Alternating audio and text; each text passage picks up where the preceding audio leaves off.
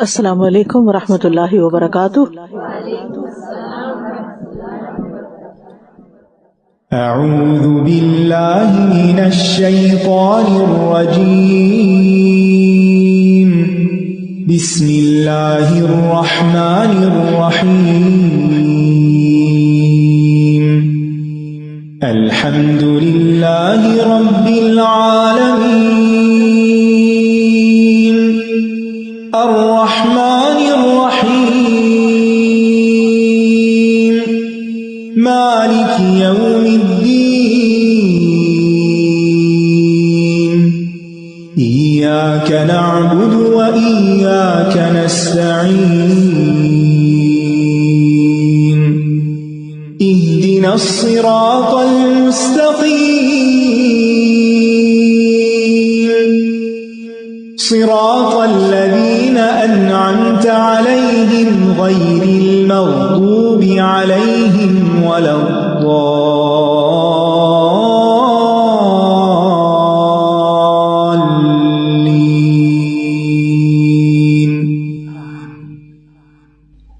یہ بتائیے کہ نماز کے بارے میں آپ کیا سوچتے ہیں؟ یہ نماز کیا ہے؟ اللہ کی عبادت کا ذریعہ اور آنکھوں کی ٹھنڈک، اچھا، اور جنت کی کنجی، یہ بھی ہم نے سن رکھا ہے، ٹھیک ہے، تو کنجی کے بغیر دروازہ نہیں کھلتا، صحیح ہے۔ اللہ تعالیٰ سے ملاقات کا ذریعہ، ہم دن میں 5 دفعہ اللہ تعالیٰ سے ملاقات کرتے ہیں، اور دل کا سکون، عاجزی کا اظہار کہ اللہ تو بڑا ہے، تو رب ہے، تو الہ ہے، ہم تیرے بندے ہیں، اور جنت میں اللہ کے قرب کا ذریعہ، اور دعا، الصلاۃ، نماز دعا بھی ہے، کمیونیکیشن ود اللہ سبحانہ وتعالی، ٹھیک ہے۔ جی ہاں، مومن اور کافر میں بھی فرق کرتی ہے نماز، یعنی یہ ہماری پہچان ہے کہ ہم مسلمان ہیں، یعنی ہم کسی بھی ایسی جگہ پر ہوتے ہیں جہاں سارے مسلم نان مسلم اکٹھے ہوتے ہیں، تو اتنے میں اذان ہو جاتی ہے، تو مسلمز کیا کریں گے؟ نماز کے لیے کھڑے ہو جائیں گے، تو پتہ چل جائے گا کہ اس کراؤڈ کے اندر کون کون مسلمان ہیں۔ لیکن اگر اس وقت مسلمز بھی نہیں کھڑے ہوتے، مسلمز بھی نماز نہیں پڑھتے، تو پھر تو کوئی پہچان نہیں ہوتی، کوئی پتہ ہی نہیں چلتا کون کیا ہے، ٹھیک ہے۔ پچھلی دفعہ ہم نے شفا کی دعائیں شروع کی تھی، یہاں پر الحمدللہ وہ مکمل ہو گئی، تو پھر اللہ تعالیٰ نے دل میں خیال ڈالا کہ کیوں نہ کچھ اور پڑھا جائے، کیا پڑھا جائے، تو پھر یہ نماز کے اذکار کتاب جو ہے اس کا خیال اللہ نے دل میں ڈالا۔ تو آپ سب کے پاس کتاب ہے؟ تو یہ نماز کے اذکار کے نیچے کیا لکھا ہوا ہے؟ لفظی اور با محاورہ ترجمہ، یعنی رواں ترجمہ بھی ہے اور لفظی ترجمہ بھی ہے، ٹھیک ہے۔ اچھا، ہم پہلا پیج کھولتے ہیں، تو یہ 2 کیو کوڈز ہیں، یہ کیا ہے؟ یہ چینلز ہیں، چینلز کے لیے ہیں، اگر آپ ان کو اپنے موبائل سے اسکین کریں گے تو آپ ان چینلز کو جوائن کر لیں گے، ہو سکتا ہے آپ نے پہلے ہی جوائن کیا ہوا ہو۔ اچھا، اس کا فائدہ کیا ہوگا اگر آپ مثلاً الہدی انٹرنیشنل کا چینل جوائن کر لیں گے تو کیا ہوگا؟ مثال کے طور پہ الہدی انٹرنیشنل کا چینل جوائن کریں گے نا، تو اس میں جیسے آج لیکچر یہ ہو رہا ہے نا، تو اس کی پوری ڈیٹیل آئے گی، ٹھیک۔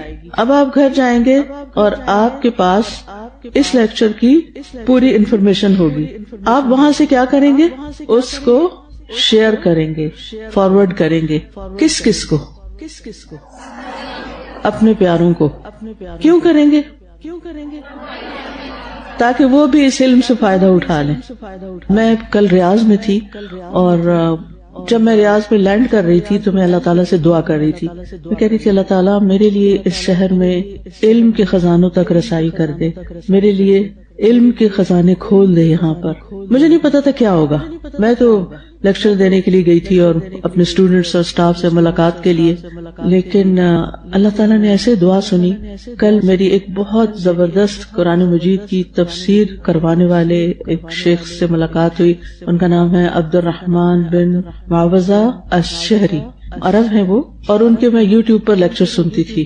یہ تدبر قرآن پڑھانے سے پہلے مختلف جو آج کے دور کے اچھے اسکالرز ہیں ان کو میں وقتاً فوقتاً سنتی تھی، تو ان کے بہت سے لیکچر میں نے سنے ہوئے تھے. مجھے نہیں پتا تھا کہ یہ ان سے ملاقات ہوگی. جنہوں نے ارینج کیا تھا انہوں نے کہا کہ بہت اچھے اسکالر سے آپ کی ملاقات کروائیں گی، کیونکہ آپ نے کہا تھا کہ میں اس شہر میں آ کر علماء سے ملنا چاہتی ہوں.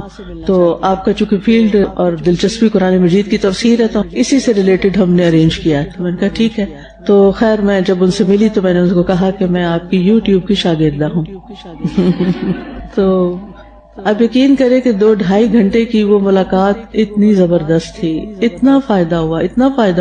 یعنی جب دو ایسے لوگ ملتے ہیں جن کا جو کامن گراؤنڈ ہے وہ قرآن ہے اور قرآن کی تفسیر ہے، تو پھر آپ سوچ سکتے ہیں کہ وہ ایک دوسرے کی بات کتنی جلدی سمجھ سکتے ہیں. وہ میرے سوال کیسے سمجھ رہے تھے اور ان کے جواب کتنی جلدی میں سمجھ رہی تھی. اور پھر انہوں نے مجھے کچھ ایپس کے بارے میں بتایا جن کے بارے میں بالکل نہیں جانتی تھی. انہوں نے اپنے مرکز کے بارے میں بتایا کہ جس میں زبردست ریسرچ ہو رہی ہے اور کئی 100 آرٹیکلز انگلش، فرینچ، ڈفرینٹ زبانوں سے جو قرآن مجید کے بارے میں لکھے گئے ہیں ان کی ٹرانسلیشن عربی میں ہوئی. پھر اسی طرح مختلف جو تفسیر پہ کام ہو رہے ہیں، ان بے شمار چیزیں انشاءاللہ تعالیٰ وہ وقتاً فوقتاً میں انٹروڈیوس کرتی رہوں گی، خود فائدہ اٹھا کے آپ کو پہنچاتی رہوں گی انشاءاللہ. تو بات یہ ہے کہ انسان کو سب سے زیادہ جس چیز کا حریص ہونا چاہیے، جس چیز کا شوق ہونا چاہیے، جس چیز کو اپنی زندگی میں زیادہ کرنا چاہیے، وہ کیا ہے؟ علم ہے. کیونکہ ایمان لانے کے بعد سب سے بڑی دولت علم کی دولت ہے.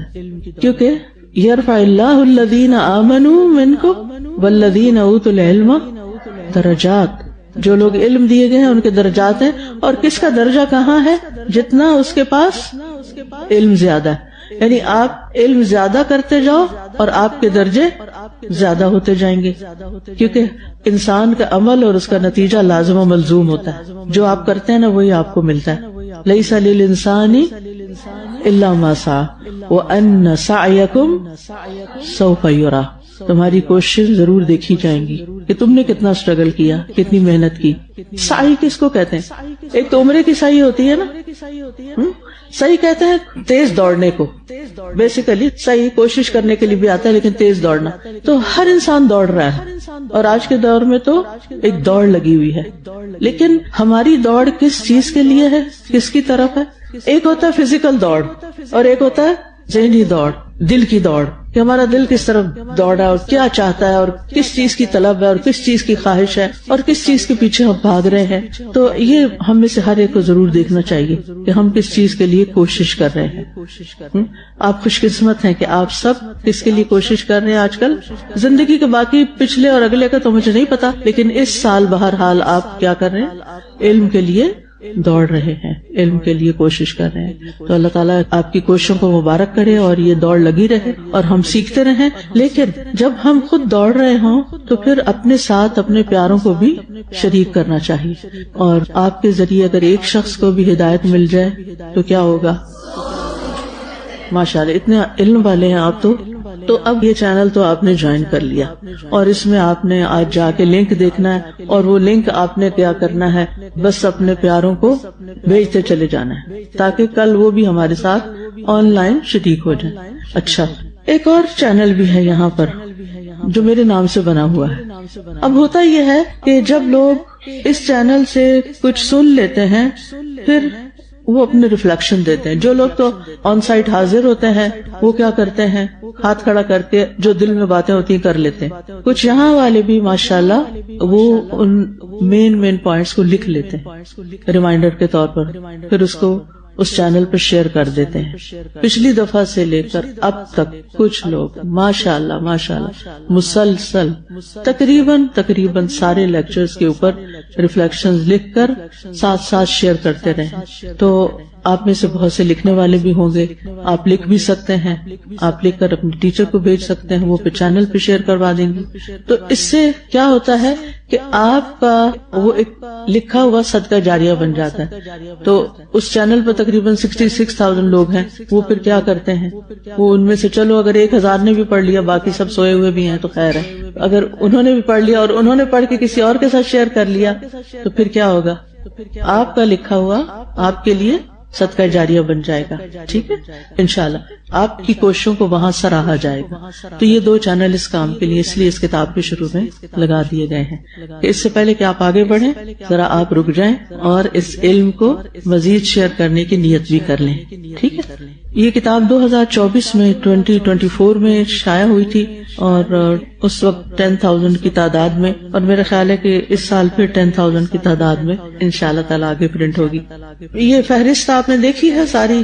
انشاءاللہ اس ساری فہرست میں جتنے بھی اذکار ہیں ہم انشاءاللہ ان اذکار کو سیکھیں گے بھی, ان دعاؤں کو, اور کیا نیت کر کے سیکھیں گے کہ ہم نے ان کو صرف سیکھنا نہیں بلکہ اپنی نمازوں میں شامل بھی کرنا ہے, نماز کے دوران بھی اور جو نماز کے بعد بھی ہیں. کیوں, وائے, کیا فائدہ, کیا ضرورت ہے کہ ہم جو نماز پڑھیں اس میں کوئی چند دعائیں اور ڈال لیں؟ اس سے کیا ہوگا؟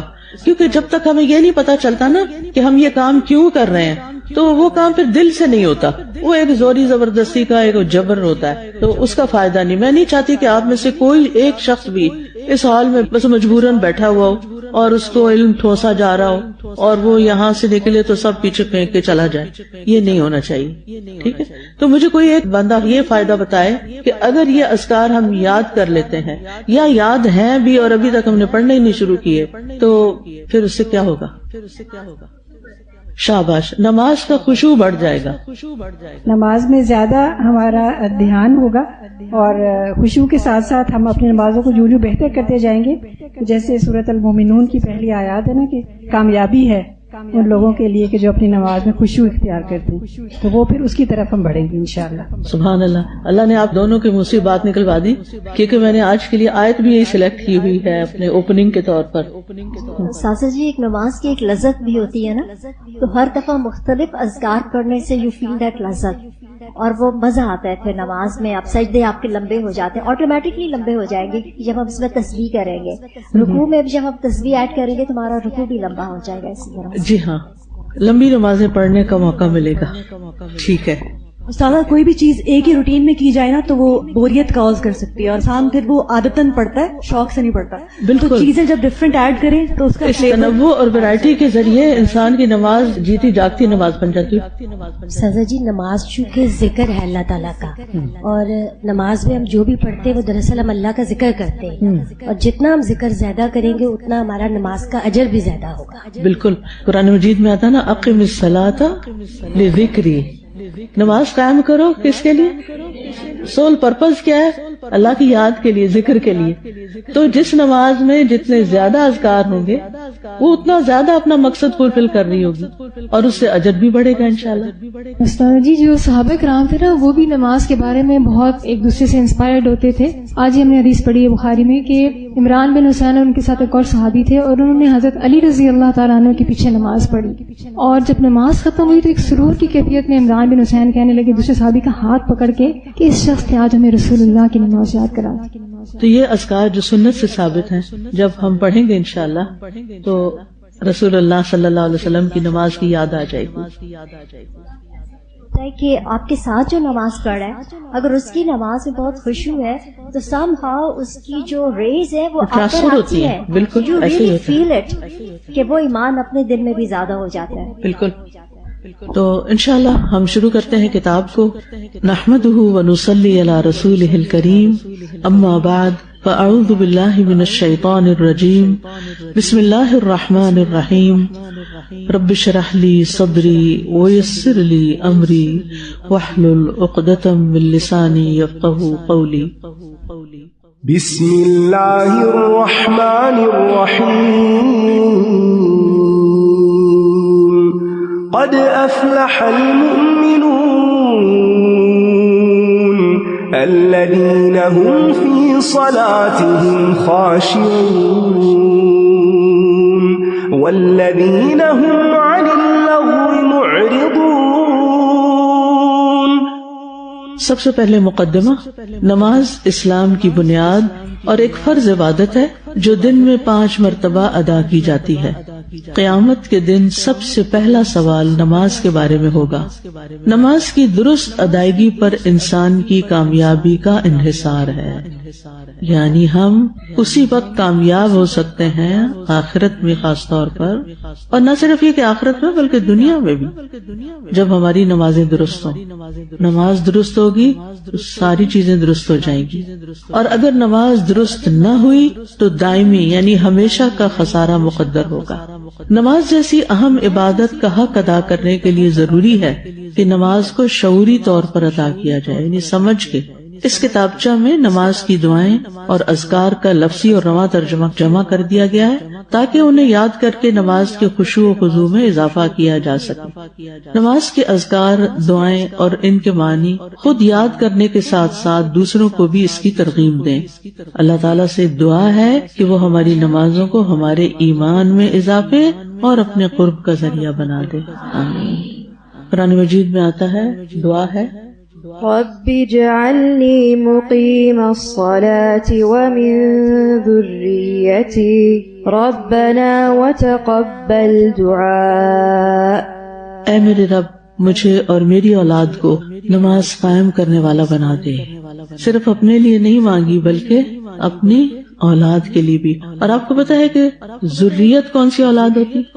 صرف اپنے سامنے کے بچے نہیں، بچوں کے بچے، بچوں کے بچے، بچوں، یعنی میری نسل کو بنیادی طور پر، میری نسلوں کو بھی نماز کا پابند بنا، کیونکہ یہ نسلیں قیامت کے دن جنت میں جبھی جمع ہو سکیں گی جب یہ نماز پر ہوں گی۔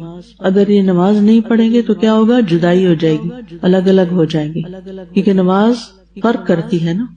تو اس لیے ہم سب کو اپنی نماز کی بھی فکر ہونی چاہیے اور اپنے گھر والوں کی نماز کی بھی فکر ہونی چاہیے، اپنے پیاروں کی بھی نماز کی فکر ہونی چاہیے۔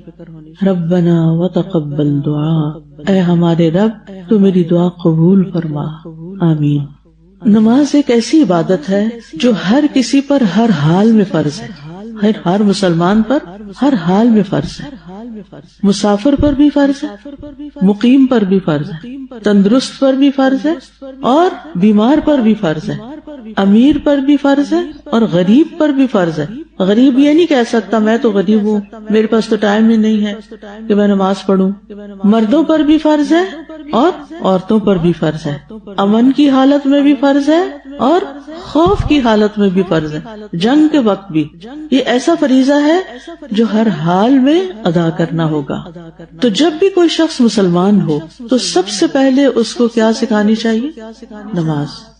اسی طرح جب بچہ 7 سال کا ہو جائے تو اسے نماز سیکھ چکا ہونا چاہیے تاکہ وہ ادا کرنا شروع کر دے۔ ابو مالک اشجعی نے اپنے والد سے ایک حدیث بیان کی، کہا کہ جب کوئی شخص مسلمان ہوتا تو نبی صلی اللہ علیہ وسلم اس کو نماز سکھاتے، پھر اس کو حکم دیتے کہ ان کلمات کے ساتھ دعا کیا کرے، اللہم اغفر لی وارحمنی واہدنی وعافنی وارزقنی، اور یہ صحیح مسلم کی روایت ہے۔ تو اس حدیث میں کیا آ رہا ہے؟ جب کوئی شخص مسلمان ہوتا تو آپ اس کو نماز سکھاتے۔ تو نماز باقاعدہ سیکھنے کی چیز ہے۔ نماز معراج کا تحفہ ہے، یعنی اس وقت یہ نبی صلی اللہ علیہ وسلم کو دی گئی تھی بلکہ فرض کی گئی تھی۔ ابتدا میں کتنی نمازیں فرض ہوئی تھی؟ 50، اور آخر میں کتنی رہ گئی؟ 5۔ اور ہم پر کتنی بھاری ہیں یہ 5 بھی، لیکن آسان ہے ہر اس شخص کے لیے جس کے لیے اللہ تعالیٰ ان کو آسان کر دے۔ اللہ تعالیٰ ہمارے دلوں میں نماز کی محبت ڈال دے۔ میں اپنے لیے دعا کرتی ہوں، اللہ میرے دل میں محبت ڈال دے نماز کی، کیونکہ جس چیز کی محبت آ جاتی ہے نا دل میں، دل اس کی طرف کھنچتا چلا جاتا ہے، دل کی دوڑ لگ جاتی ہے اس چیز کی طرف، پھر اس کی ملاقات کے لیے دل بے چین ہونے لگتا ہے۔ تو جب نماز کی محبت ہوگی تو ادھر اذان سنے گی تو ہو نہیں سکتا کہ پھر باتوں میں بیٹھے رہے، بس ایک بے چینی شروع ہو جائے گی کہ نہیں اللہ تعالیٰ نے بلا لیا، حی علی الصلاۃ، حی علی الفلاح، اب تو اٹھ کے جانا ہی ہے۔ اس لیے آپ سب بھی کیا کیا کریں، اگر آپ پہ بھاری ہے بھاری نماز، وَإِنَّهَا لَكَبِيرَةٌ إِلَّا عَلَى الْخَاشِعِينَ، بے شک وہ نماز بڑی بھاری ہے مگر خشوع کرنے والوں پر۔ تو آج ہم نے بہت سے مقاصد اور فوائد پڑھے کہ ہم ان اذکار سے کیا پائیں گے، لیکن ایک سنگل گول ٹارگٹ آپ کے لیے کیا ہونا چاہیے؟ 1 ورڈ، خشوع۔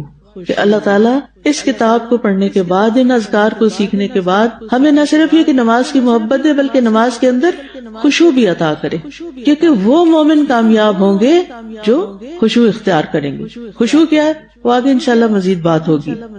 نماز اتنی زیادہ اہم تھی کہ حضرت علی رضی اللہ عنہ فرماتے ہیں، سنن نبی داؤد کی حدیث ہے کہ رسول اللہ صلی اللہ علیہ وسلم کا آخری کلام تھا کہ نماز نماز نماز کی حفاظت کرو اور اپنے غلاموں کے بارے میں اللہ سے ڈرتے رہو۔ تو ہم سب کو بھی اس کی فکر ہونی چاہیے۔ اور اللہ سبحانہ تعالیٰ کے لیے سب سے زیادہ پسندیدہ عمل کون سا ہے، اس کے بارے میں بھی آپ سے سوال کیا گیا۔ صحیح بخاری کی حدیث میں آتا ہے، عبداللہ بن مسعود کہتے ہیں کہ میں نے نبی صلی اللہ علیہ وسلم سے سوال کیا کہ اللہ تعالیٰ کو کون سا عمل زیادہ پسند ہے، تو آپ نے فرمایا نماز کو اس کے وقت پہ ادا کرنا، تاخیر نہ کرنا، ٹال مٹول کر کے نہ پڑھنا، قضا نہ کرنا، وقت پہ پڑھنا، اول وقت خاص طور۔ ٹھیک، اب اس میں آپ دیکھیے کہ اگین دعا مانگنی پڑے گی ہم سب کو، تو آپ اس نیت سے دعا کیا کریں کہ اللہم وفقنا لما تحب وترضى، اللہ جس عمل کو آپ بہت پسند کرتے ہیں، جس سے آپ راضی ہوتے ہیں، جس عمل سے آپ محبت کرتے ہیں، اللہ مجھے اس کی توفیق دے دے۔ نماز مجھے بھاری لگتی ہے، نماز مجھے مشکل لگتی ہے، میرا نماز کو دل نہیں چاہتا، لیکن چونکہ آپ کو پسند ہے تو آپ اس کی محبت میرے دل میں ڈال دیں، تو انشاءاللہ آپ دیکھیں گے کہ آپ کا دل کھنچنا شروع ہو جائے گا۔ قیامت کے دن نماز نور بھی ہوگی، ہر شخص کا نور اپنا اپنا ہوگا نا، تو یہ نور اسی وقت ہوگا جو اس کی حفاظت کرے گا۔ اچھا یہ بتائیے کہ نماز صرف ہماری امت ہی کے لیے فرض کی گئی یا پچھلی امتوں میں بھی تھی؟ سب امتوں میں تھی، بالکل۔ حدیث میں آتا ہے نبی صلی اللہ علیہ وسلم نے فرمایا کہ انبیاء پر جب کوئی پریشانی آتی تو وہ نماز کی طرف متوجہ ہو جاتے، تو اس سے کیا پتہ چلتا ہے کہ سارے انبیاء نماز ادا کرتے تھے۔ شعیب علیہ السلام کو تو نماز کا طعنہ بھی ملا تھا کہ تمہاری نماز تمہیں اس بات کا حکم دیتی ہے کہ تم ہمیں ہمارے مالی معاملات میں اپنی منمانی نہ کرنے دو۔ ابراہیم علیہ السلام نے اپنے لیے اور اپنی اولاد کے لیے کس چیز کی فکر کی؟ نماز کی فکر کی۔ اسماعیل علیہ السلام اپنے گھر والوں کو کس چیز کا حکم دیتے تھے؟ کان یأمر اہلہ بالصلاۃ والزکاۃ وکان عند ربہ مرضیہ، وہ اپنے گھر والوں کو نماز اور زکوٰۃ کا حکم دیتے تھے اور اپنے رب کے نزدیک بہت پسندیدہ تھے۔ تو اس سے کیا پتہ چلتا ہے کہ جو شخص صرف نماز ادا نہیں کرے گا بلکہ دوسروں کو بھی اس کی ترغیب دے گا، وہ اپنے رب کے نزدیک کیا ہوگا؟ پسندیدہ بن جائے گا۔ زکریا علیہ السلام کو نماز کے دوران خوشخبری ملی تھی، کس کی؟ یحییٰ علیہ السلام کی۔ عیسیٰ علیہ السلام پنگوڑے میں جب بولے تھے تو کیا کہا تھا انہوں نے؟ سورۃ مریم کی آیت نمبر 30-31، اعوذ باللہ من الشیطان الرجیم، بسم اللہ الرحمن الرحیم، قال انی عبد اللہ، قال انی عبد اللہ آتانی الکتاب وجعلنی نبیا وجعلنی مبارکا اینما کنت وأوصاني بالصلاة والزكاة ما دمت حيا۔ عیسیٰ علیہ السلام نے کہا بے شک میں اللہ کا بندہ ہوں، اس نے مجھے کتاب دی اور مجھے نبی بنایا اور مجھے بابرکت بنایا جہاں بھی میں ہوں، اور مجھے نماز اور زکوٰۃ کی وصیت کی جب تک میں زندہ رہوں۔ یہ کہاں بول رہے ہیں؟ پنگوڑے میں اپنا تعارف کرا رہے ہیں کہ انی عبد اللہ، میں I'm not son of God، میں کون ہوں؟ اللہ کا بندہ ہوں، اور اس نے مجھے نبی بنایا۔ ان کو نبوت کب مل گئی؟ پنگوڑے میں ہی مل گئی، اس کی خوشخبری مل گئی۔ اور کیا بنایا ان کو؟ مبارک، بابرکت، اینما کنت، جہاں بھی میں جاؤں، کیونکہ ان کی دعوت و تبلیغ ایک جگہ نہیں تھی۔ ان کو مسیح کیوں کہا جاتا ہے؟ کیونکہ سیاحت کرتے تھے، کبھی کہیں جاتے کبھی، یعنی مختلف لوگوں کے پاس جا جا کر ان کو دین کی دعوت دیتے تھے۔ تو وہ بات بھی یہاں پر اشارتاً ذکر ہو گئی۔ اور مجھے نماز اور زکوٰۃ کی وصیت کی جب تک میں زندہ رہوں۔ تو نماز کب تک پڑھنی ہے؟ جب تک ہم زندہ ہیں۔ اور پھر یہ کہ نماز کامیابی کا ذریعہ ہے۔ آپ سب کے لیے مل کے یہ آیتیں پڑھنا آسان ہے۔ قد افلح المؤمنون، آپ کے ساتھ سب پڑھیں۔ بسم اللہ الرحمن الرحیم، قد افلح المؤمنون الذین هم فی صلاتهم خاشعون والذین هم عن اللغو معرضون. جزاکم اللہ خیرا. ماشاء اللہ ساری حافظات بیٹھی ہوئی ہیں. اتنی مجھے خوشی ہوتی ہے نا جب آپ قرآن کی آیت کمپلیٹ کرتے ہیں، اس کو بغیر دیکھے پڑھتے ہیں، دل باغ باغ ہو جاتا ہے. الحمدللہ. قل بفضل اللہ وبرحمتہ فبذلک فلیفرحوا. اس نعمت پر خوش ہو جانا چاہیے. هو خیر مما یجمعون. یہ ہر اس چیز سے بہتر ہے جسے لوگ جمع کر رہے ہیں. تو نماز کامیابی کا ذریعہ ہے، ٹھیک ہے، لیکن کب؟ جب اس میں خشوع ہو. اور خشوع نماز میں کب آتا ہے؟ جب کس چیز سے پرہیز کریں؟ لغو سے، فضول باتوں سے. تو اپنی نمازوں کو اچھا بنانے کے لیے ہم نے کیا کرنا ہے؟ لغو باتوں، بیکار، فضول، بے مقصد باتوں سے پرہیز کرنا ہے. نماز اللہ تعالیٰ کی رحمت حاصل کرنے کا ذریعہ ہے، بخشش کا ذریعہ ہے، اللہ کے قرب کا ذریعہ ہے، اللہ کے دیدار کا ذریعہ ہے. نبی صلی اللہ علیہ وسلم نے ایک دفعہ 14ویں رات کے چاند کی طرف دیکھا اور فرمایا تم لوگ ضرور اپنے رب کو اسی طرح دیکھو گے جس طرح اس چاند کو دیکھ رہے ہو. یعنی جس طرح چاند کو دیکھنے میں کوئی مشکل نہیں ہو رہی، ایسے ہی رب کو اپنے سامنے دیکھو گے اور تمہیں اس کے دیدار میں کوئی مشقت نہیں ہوگی. بس اگر تمہیں اس کی طاقت ہو کہ سورج طلوع ہونے کے پہلے اور غروب ہونے کے بعد کی نمازوں میں سستی نہ کرو تو ایسا کر لو. یعنی اگر رب کا دیدار چاہتے ہو تو پھر نمازوں میں سستی نہیں. اچھا، نماز میں سستی کون کرتا ہے؟ یا جہاں مومن خشوع اختیار کرتے ہیں وہاں منافق مارے بندے آتے ہیں. وَلَا يَأْتُونَ إِلَى الصَّلَاةِ إِلَّا وَهُمْ كُسَالَىٰ يُرَاءُونَ النَّاسَ. لوگوں کو دکھانے کے لیے پڑھتے ہیں کہ ہم نماز پڑھتے ہیں، ہم نے پڑھ لی ہے. پھر اسی طرح یہ ہے کہ نماز سکون اور راحت کا ذریعہ ہے، نماز تزکیہ نفس کا ذریعہ ہے. ان الصلاۃ تنہی عن الفحشاء والمنکر ولذکر اللہ اکبر. اللہ کا سب سے بڑا ذکر ہے یا اللہ کا ذکر سب سے بڑی چیز ہے. واللہ یعلم ما تصنعون. اور پھر یہ ہے کہ نماز شعوری عبادت ہے. شعوری عبادت، شعوری عبادت کا کیا مطلب؟ کہ ہوش و حواس کی حالت میں پڑھی. اگر کوئی نشے سے ہو تو کیا کہتے ہیں؟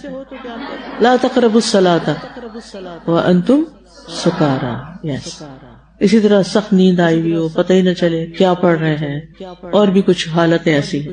عمار بن یاسر کہتے ہیں میں نے رسول اللہ صلی اللہ علیہ وسلم کو فرماتے ہوئے سنا کہ آدمی نماز پڑھ کر اس حال میں لوٹتا ہے کہ کبھی اس کے لیے اس کی نماز کا 10واں حصہ 1/10 اونلی، کبھی 9واں، کبھی 8واں، 7واں، 6واں، 5واں، 4واں تہائی حصہ یا آدھا حصہ اجر لکھا جاتا ہے. یعنی ہر آدمی کی نماز کا اجر مختلف ہوتا ہے.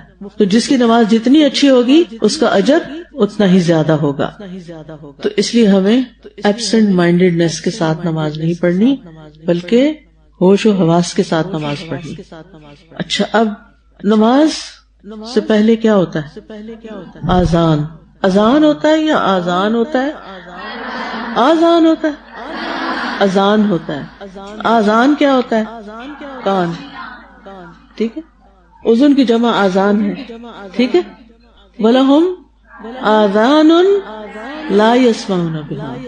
اور ان کے کان ہیں جن سے وہ سنتے ہی نہیں. تو یہ فرق رکھنا ہے. اب آپ نے بھی آذان نہیں کہنا، آج کے بعد کیا کہنا؟ اذان. ٹھیک ہے. تو اذان کے کلمات ہیں. اذان میں کیا کیا جاتا ہے؟ لوگوں کو نماز کے لیے ریمائنڈر دیا جاتا ہے، پکارا جاتا ہے. اور اس میں کیا کہا جاتا ہے؟ پڑھیے اس کو سب.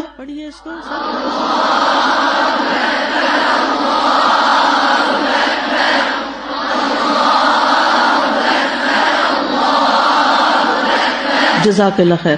ہر سٹیپ پہ ہم رکیں گے تھوڑا سا. کیا مطلب ہے اللہ اکبر؟ ہم کیا سمجھتے ہیں کون بڑا ہے؟ اگر واقعی ہم اللہ کو بڑا سمجھتے ہوتے ہیں نا تو ہماری زندگی بہت مختلف ہوتی. ہم تو کبھی اپنے آپ کو بڑا سمجھتے ہیں اور کبھی لوگوں کو بڑا سمجھتے ہیں، اور کس چیز کو بڑا سمجھتے ہیں؟ مال، سٹیٹس. اب دیکھیے کہ اگر ہم صرف یہ لفظ سمجھ کے شعور سے ادا کرنا اللہ اکبر، اللہ سب سے بڑا ہے، تو پھر میری تو کوئی بڑائی نہیں نا. یہ چیز تکبر کی نفی کر دیتی ہے. اور رائی کے دانے برابر بھی تکبر ہونا تو وہ شخص جنت میں نہیں جا سکتا. تو ہمیں واقعی اللہ کو بڑا سمجھنا ہے. اللہ اکبر، اللہ سب سے بڑا ہے.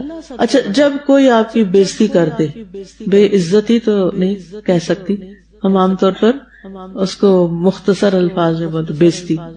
تو اگر کبھی ایسا محسوس ہوا تو اس نے تو مجھے کوئی امپورٹینس ہی نہیں دی, اس نے تو کچھ مجھے سمجھا ہی نہیں, تو اپنے آپ کو کہا کرے میں ہوں ہی کیا چیز, بڑائی تو ساری اللہ کے لیے.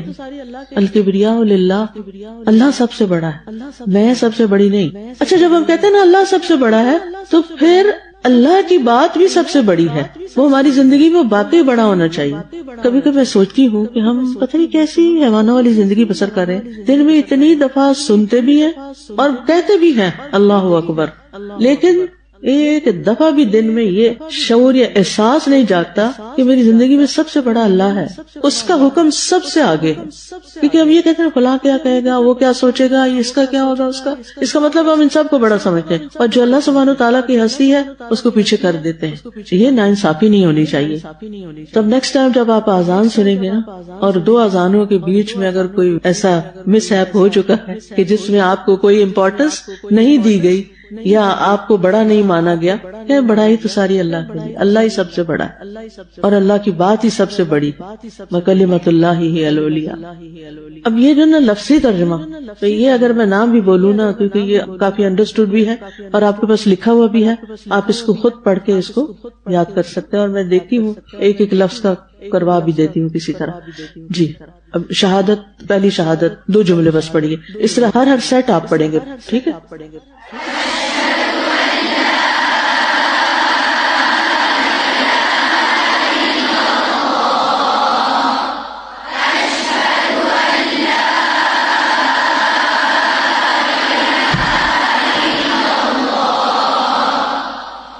اشہد, میں گواہی دیتا ہوں, ان کے لا نہیں, الہ کوئی الہ برحق. لوگوں نے جھوٹے الہ بنائے ہوئے ہیں, نفس بھی الہ بنا ہوا ہے کچھ لوگوں کا, لیکن حقیقی الہ نہیں ہے کوئی الا سوائے اللہ, اللہ کے.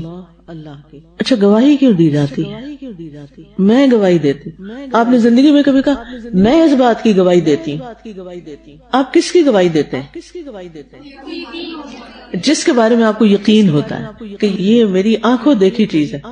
شاہدہ کا مطلب حاضر ہونا بھی ہوتا ہے, اسی سے لفظ مشاہدہ بھی ہوتا ہے, اور گواہی کا لفظ بھی ہوتا ہے, کیونکہ گواہی اس وقت تک انسان دے نہیں سکتا جب تک کہ اس نے کوئی چیز دیکھی نہ ہو یا اس کا یقین نہ ہو, اس کو عین الیقین نہ ہو.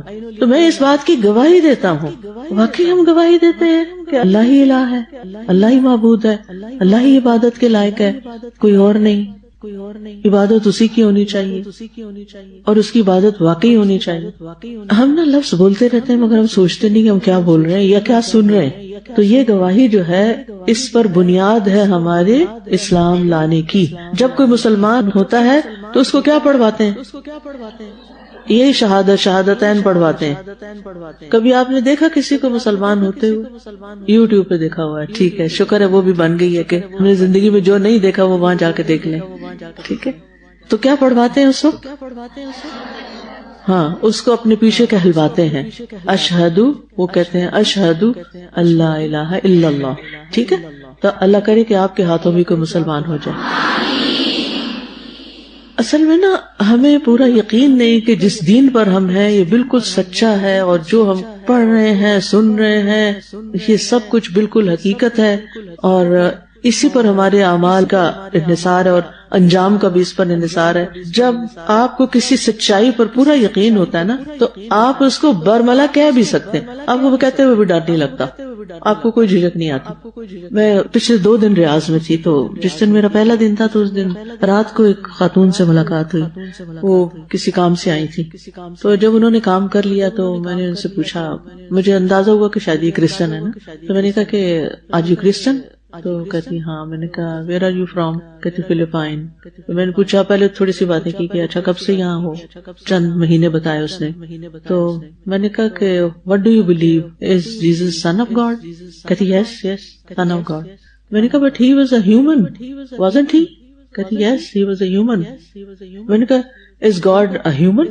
کہتی نو. میں نے کہا then how can he be son of a non human? کہتی yes you are right, it make sense. میں نے کہا کہ وہ انسان ہیں, ایک عورت سے پیدا ہوئے ہیں, اور اللہ سبحانہ وتعالیٰ آپ کہتی ہیں انسان نہیں ہے, ہیومن نہیں ہے, تو پھر یہ کیا ہے؟ کسی کا بھی بیٹا اس کے اپنی جنس سے ہی ہوتا ہے نا. اب بلی سے کتا تو نہیں پیدا ہوتا. آپ یقین کریں کہ صرف میرے سوال تھے. میں ہمیشہ جب بھی کسی الحمدللہ مختلف جگہوں پہ جہاں بھی میرا نان مسلم سے انٹریکشن ہوتا ہے میں ضرور اس بات کو لے آتی ہوں بیچ میں کہ اس ملاقات کا کچھ نہ کچھ حق ادا ہو جائے. تو میں نے کہا کہ we Muslims we do not believe him as a son of God, we believe him as a prophet of God. He was a prophet like other prophets. Yes it make sense. خیر اس سے پھر میں کچھ بات کرتی رہی. میں نے کہا کہ فرام ناؤ اب تم کیا کرو گے آئندہ؟ میں نے کہا ویر ایور یو گو سے tell them Jesus was not son of God. کہتی yes I will tell them. اچھا پتہ کیا ہوا؟ اٹھی اور اسے مجھے گلے لگا لیا. کہتے my meeting with you is not an incident, it's not incidentally happened کہ ایسے اچانک ہی نہیں ہم مل گئے. It was a purpose that I was sent to you. وہ میرے ہی کسی کام سے آئی. یعنی اس کی آنکھوں میں ایسی چمک اور روشنی. اور پھر کہتی ہے کہ I am so grateful to you, you have told me truth and this and that. اور میں نے کہا کہ okay then now from now onwards یہ بات تم سب کو کہو. اچھا تھوڑی دیر کے بعد کوئی کمرے میں آئے, اس کو کہنے لگی you know she told me Jesus was not son of God and I believe now. تو بہرحال اسی طرح کچھ دن میں کینیڈا میں تھی جب, تو کسی کام سے میں کسی تھراپی کے لیے گئی تو وہ لڑکی سکھ تھی. تو اس سے میں نے کہا کہ اچھا how many times you pray in a day؟ صبح پڑھتے ہیں, شاید یہ کوئی پنجابی بولتے ہیں, صبح پڑھتے ہیں یا کچھ اس طرح کر کے اس نے بتایا. اچھا میں نے کہا بٹ وی مسلمز وی پرے 5 times a day. پھر میں نے کہا کہ گاڈ کتنے ہیں؟ تو اس کو کچھ اتنا زیادہ پتہ ہی نہیں تھا, لاسٹ تھی. تو میں نے کہا do you have a book, do you read that book, God has sent you a book. کہتی کہ but we don't read that. وہ تو ہوتی ہے گردوارا میں اور اس کو ہمارے بڑے ہی پڑھتے ہیں.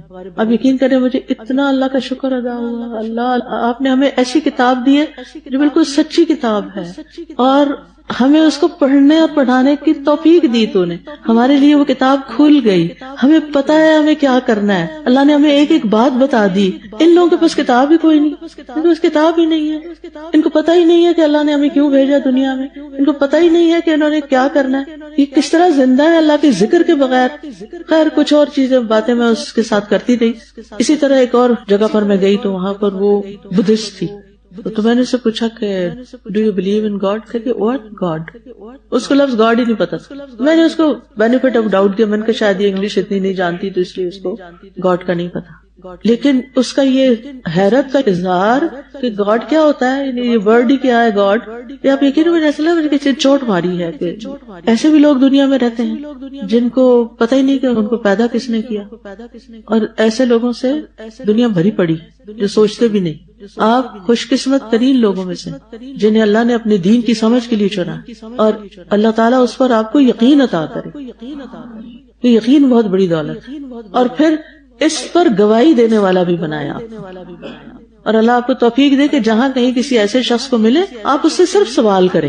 اچھا آپ کیا کرتے ہیں؟ پہلے آپ کامن گراؤنڈ پہ سوال کریں, کیا پکاتے ہیں, کیا کھاتے ہیں, مثلا جیسا بھی کوئی شخص آپ کو نا, اچھا کیا کرتے ہیں, اچھا پھر یہ آپ کیا سوچتے ہیں, یہ جو فلان چیز ہوئی ہے اس کے بارے میں آپ کیا سوچتے ہیں, آپ کے دل میں کبھی کوئی پریشانی تو نہیں آئی, آپ خوش رہتی ہیں, یا آپ کو کبھی انزائٹی تو نہیں ہوئی, یا یعنی ڈفرنٹ, یہ نہیں کوئی لگے بندے کے رٹے رٹائے سوال ہے جو آپ کو پکڑا دیں گے ہم یہاں اور آپ جا کے وہ دیکھ کے کوشچن اسائنمنٹ حل کریں گے. ایسا نہیں ہوتا, دعوت سچویشنل ہوتا ہے. آپ ان کے ساتھ بات چیت کریں گے اور اس سے پہلے دل میں ہمدردی لائیں گے.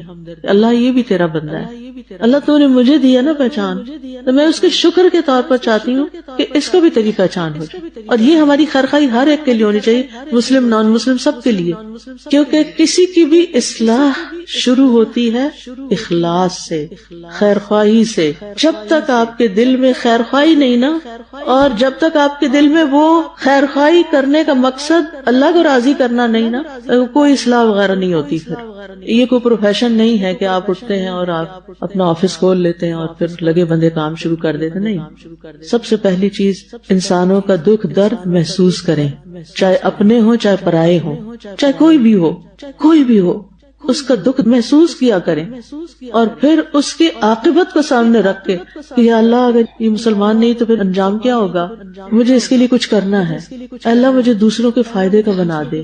اور جب آپ اپنے دل میں ہمدردی لائیں گے نا تو پھر جب ہمدردی لاتے ہیں نا پھر سارے غصے اور ساری لڑائیاں جھگڑے سب پیچھے رہ جاتے ہیں.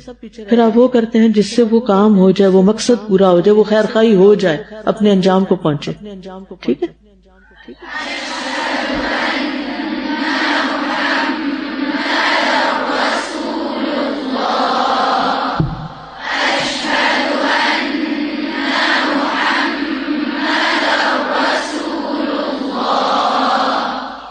اشہد میں گواہی دیتا ہوں، انا کہ محمدن محمد رسول اللہ اللہ کے رسول ہیں، الہ نہیں ہے، ٹھیک ہے، معبود نہیں ہے بلکہ کیا ہے، رسول ہیں. کیونکہ کوئی شخص مسلمان نہیں ہو سکتا جب تک وہ لا الہ الا اللہ کے ساتھ محمد الرسول اللہ نہیں کہتا. ٹھیک ہے. تو جب کبھی اللہ آپ کو موقع دے کسی کو بھی مسلمان کرنے کا تو یہ دو چیزیں جو ہیں یہ آپ نے ان کو کہلوانی اور مطلب بھی بتانا ہے.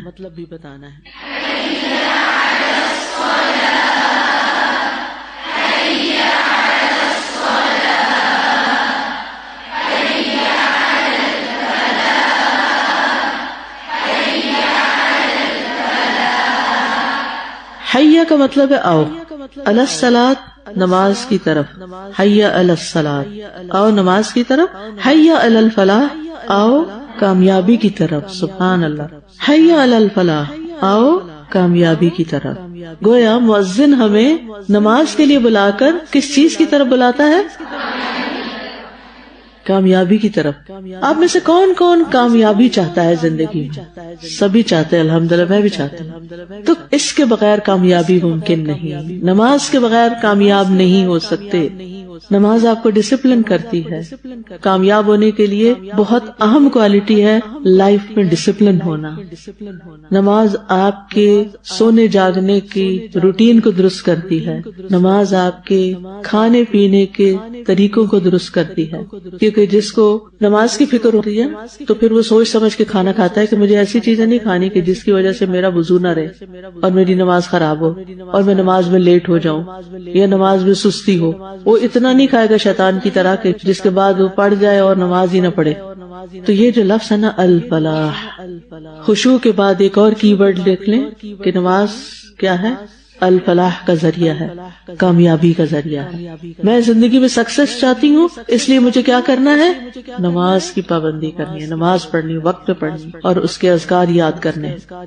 پرسوں میری میٹنگ تھی ہمارے جو ریاض میں الحمدللہ بہت سے ساتھی ہیں جو ماشاءاللہ بہت محنت کر رہے ہیں اور بہت اچھی طرح اوروں کو سکھا رہے ہیں، جیسے آپ کے گروپ انچارجز ہیں، جیسے آپ کے دیگر ٹیچرز ہیں.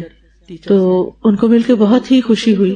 ان کے ساتھ میں نے ایک ایسے جو کہ میٹنگ تھی تو ملاقات میں نے سوچا کہ رینڈم باتیں کرتے ہیں تو حسنہ تلاوت کی تو اس میں لعلہم یتفکرون آ گیا اور پھر ہم نے غور و فکر شروع کیا. تو اس میں ایک سوال میں نے ان سے کیا آپ اپنے آپ کو ایک کامیاب انسان سمجھتے ہیں؟ کیا آپ سمجھتے ہیں کہ آپ زندگی میں کامیاب ہیں؟ آپ اپنے مقاصد میں کامیاب ہیں؟ آپ اپنے آپ کو کیا امیجن کرتے ہیں کہ میں ایک ناکام انسان ہوں، زمین پہ چل رہا ہوں، یا میں ایک کامیاب انسان ہوں، یا میں کامیابی کی طرف بڑھ رہا ہوں، یا میں تنزل کی طرف جا رہا ہوں، ڈاؤن جا رہا ہوں، ڈاؤن ڈاؤن ڈاؤن. میں کیا ہوں؟ آپ اپنے آپ کے بارے میں بھی سوچیے. ٹھیک ہے. اکثریت اس چیز کا شکار ہوتی ہے کہ آئی ایم اے فیلئر، یہ بھی نہ ہوا لائف میں، وہ چیز بھی نہ ملی، فلاں بھی فلاں. اچھا کون اپنے آپ کو ناکام سمجھتا ہے؟ جو کیا سمجھتا ہے کہ میری زندگی میں وہ فلاں شخص نہیں مجھے ملا لہٰذا میں کامیاب انسان ہوں. ابھی تک میری شادی نہیں ہوئی لہٰذا میں ایک کامیاب انسان ہوں. ابھی تک میری جاب نہیں ہوئی میں کامیاب انسان نہیں. ابھی تک میرے بچے نہیں ہوئے لہٰذا میں ایک کامیاب انسان نہیں. ابھی تک میری فلاں ڈگری نہیں ہوئی لہٰذا میں ایک کامیاب انسان نہیں. ہم نے کامیابی کا کرائٹیریا ان چیزوں کو بنایا ہوا ہے. اگر کسی کو یہ ساری چیزیں مل جائیں تو وہ کیا سمجھتا ہے کہ میں تو ایک سکسیسفل وومن ہوں. لیکن ہمارا دین ہمیں کامیابی کی کوئی اور ہی کرائٹیریا دیتا ہے. تو ہم میں سے ہر وہ شخص جو کامیابی کا متلاشی ہو وہ کیا کرے؟ کامیاب ہونے کا نسخہ کیا ہے؟ نماز. دن میں کئی دفعہ آپ کو بلایا جاتا کامیابی کی طرف آ جاؤ، کامیاب ہونے کے لیے آ جاؤ، اور آپ کو میں گارنٹی دیتی ہوں کہ آپ کی اگر نماز درست ہو جاتی تو آپ کے لیے واقعی کامیابی کے راستے کھل جائیں گے انشاءاللہ۔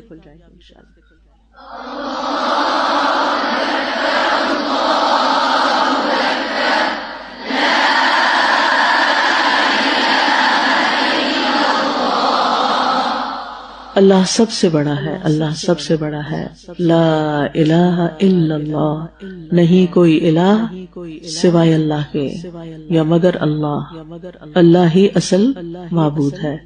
تو آغاز بھی اللہ اکبر سے اور اختتام بھی اللہ اکبر، آغاز بھی اشہد ان لا الہ الا اللہ سے اور اختتام پر بھی لا الہ الا اللہ۔ ٹھیک ہے، شہادت جو ہے وہ دیکھنے پر ہوتی ہے نا، تو جب ہم کہتے ہیں اشہدو تو ہم نے نہیں دیکھا، تو یہ جو شہادت ہے پھر علم کی بنیاد پر ہوتی ہے۔ علم کی بنیاد پر، جزاک اللہ خیرا، علم کی بنیاد پر، کائنات کے مشاہدے کی بنیاد پر، ٹھیک ہے۔ اور یہ بالکل ایسے ہے جیسے قرآن مجید میں آتا ہے الم ترى، کیا تم نے دیکھا نہیں، ان السماوات والارض کانتا رتقا، تو نبی صلی اللہ علیہ وسلم کو اگر خطاب ہے یا ان کے بعد امت کو یا جو بھی ہے، دیکھا تو نہیں۔ تو یہ رؤیا کیا ہے؟ رؤیت قلبی، یعنی انسان نے اپنے دل سے دیکھا، یعنی کس بنیاد پر دیکھا؟ علم کی بنیاد پر، جاننے کی بنیاد پر۔ اسی طرح گواہی بھی علم کی بنیاد پر۔